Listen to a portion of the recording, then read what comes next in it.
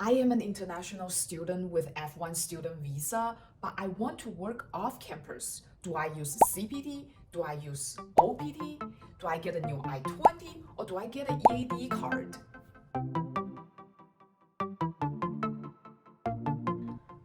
Hello everyone, this is Ping.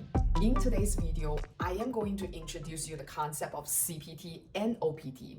What's the eligibility of both of them, the brief process of application, the relationship between CPT and OPT, and the very important part of how could you optimize CPT or OPT within your F1 student visa, which may eventually lead to a full-time employment after your graduation.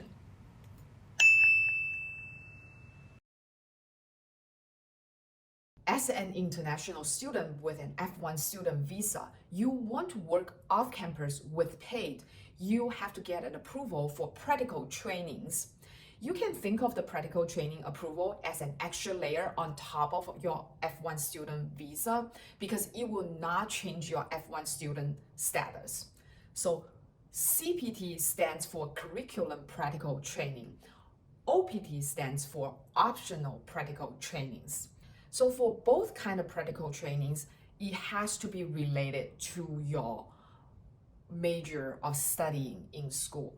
You can't just go off wait tables in a restaurant if you are an engineer student, or you can't just go to a mechanical shop if you are a business student.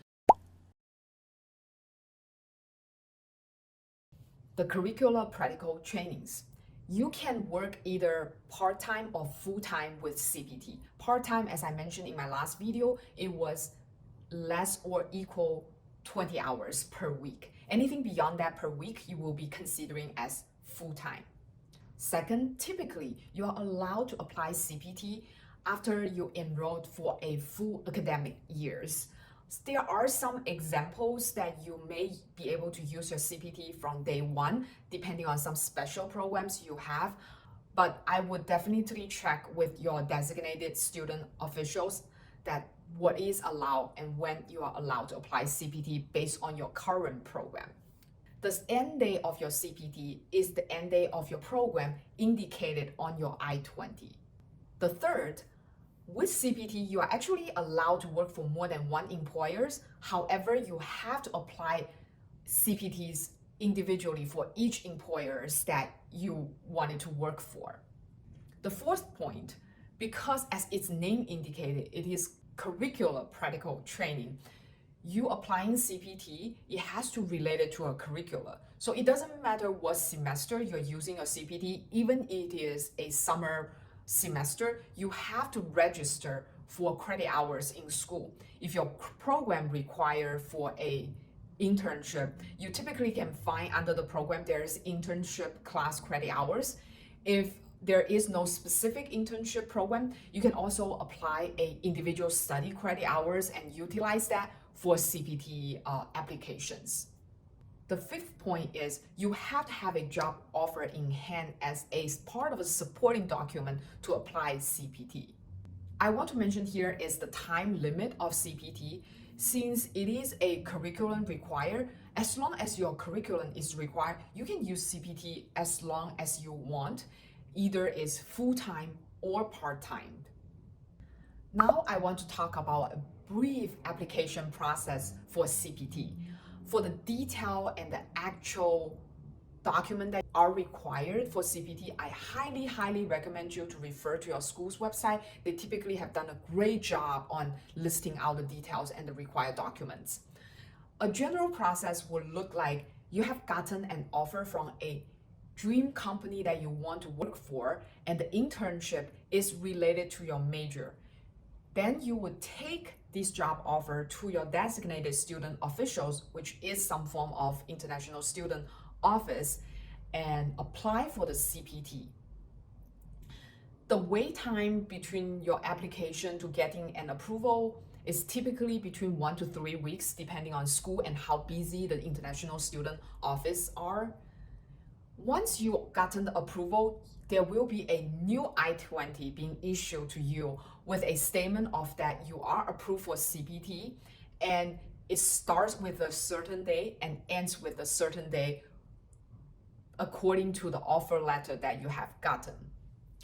And if you, at this point, if you haven't gotten a social security number, you will use the document to apply for social security because you're gonna get paid, and social security will help you with the tax purpose. And once you have gotten social security, then you are allowed to work. Here comes your first great internship experience.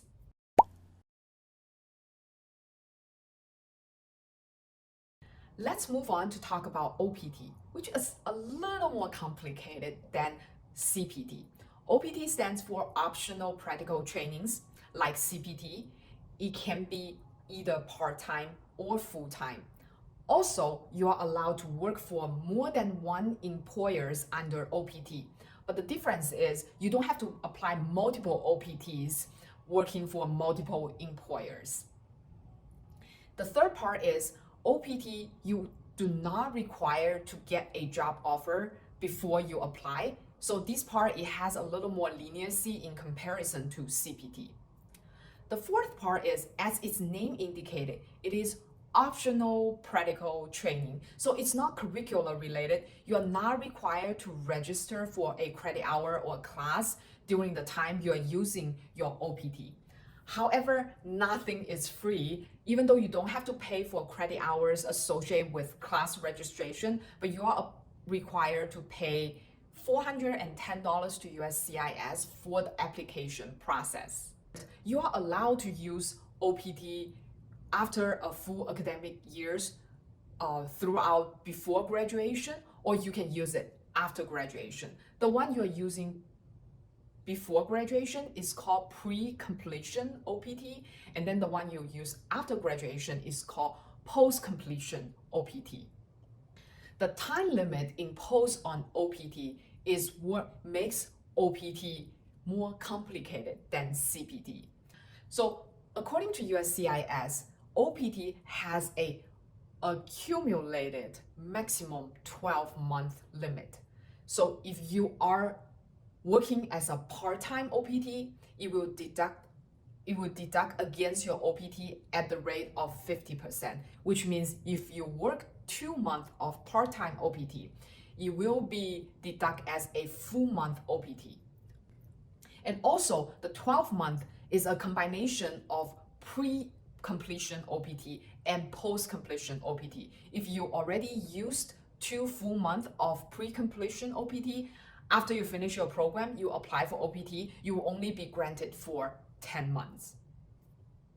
If you are a STEM student, which stands for Science, Technology, Engineer, and Mathematics, you will get a 24-month extension if you work for a E-Verified employer and you are employed and the employer are willing to apply that for you. Also, for OPT, you are granted for a 12-month cumulative full-time OPT for each level of degree you're going to obtain. If you are in your bachelor program, you're granted for 12 months, and master program, you're granted for 12 months, and PhD program, you're granted for 12 months. So if you used up your bachelor degrees OPT, once you finish your master, you will automatically get another month of OPT. However, if you finish your first master and you use your 12-month OPT and you move to a second master, you will not have another 12-month OPT unless you're progressing to a PhD program. After you finish the PhD program, then you will get another 12 months of OPT. Last, even though you are not required to have a job offer to apply for an OPT, technically that means you can use your OPT time to search for jobs. However, the maximum unemployment time you are having is 90 days, which means you have to start working within this 90 days time limit.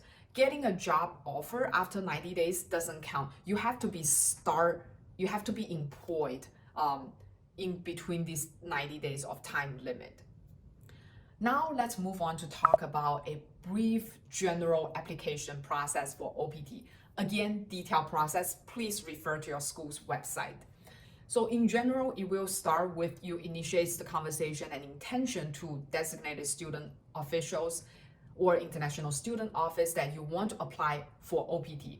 For pre-completion OPT, you are allowed to apply as much as 90 days before your end of your first academic years, as long as you start working after you finish your first academic years. And for a post-completion OPT, you are allowed to apply as much as 90 days ahead of your program's completion day, or as much as 60 days after the completion days of your program. And once the designated student officials receive your intention, they will initiate a change on your I-20 and endorse your I-20 and file application of I-765 to USCIS. Because you are actually dealing with USCIS, that's why it is also a little more complicated than CPT.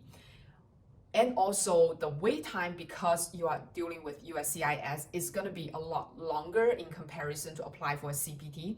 The general wait time, sometimes I have heard people gotten their approvals within a month or two, but the suggested wait time is typically around 3 months or even more, depending on how busy the USCIS is.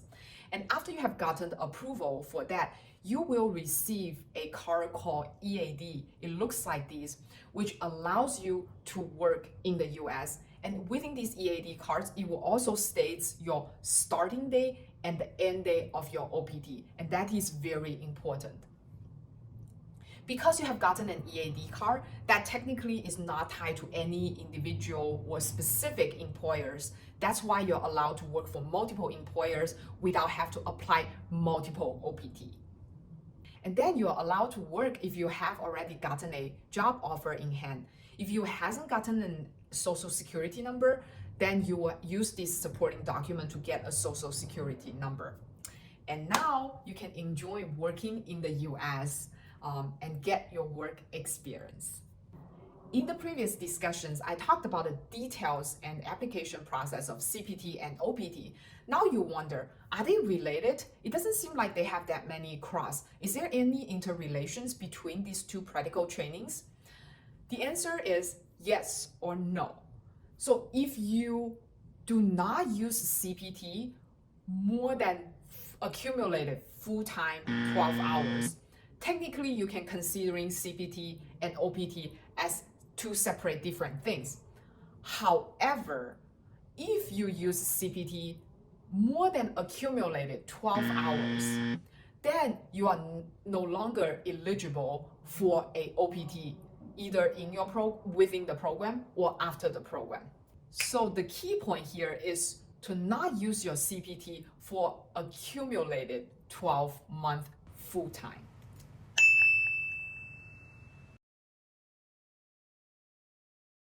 At the very end, I just wanted to have a short discussion here about how you can optimize the time of your CPT and OPT in the US to first gain experience and also find a full-time job and eventually transition to a H-1B or other type of working visa so that you can stay in the US and work as a full-time employee.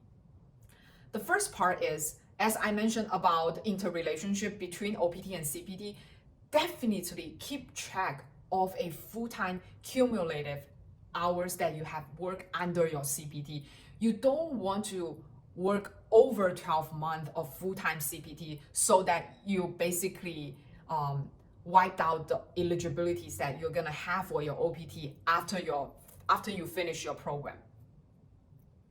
And the second part is you want to be able to utilize the time period for OPT applications, because you can technically apply 90 days ahead of your graduation end date and as much as 60 days after your program completion day. So if you have a job in hand and you wanted to start work right away, then I would say plan ahead of the time, apply early, because the wait time for USCIS tend to be longer.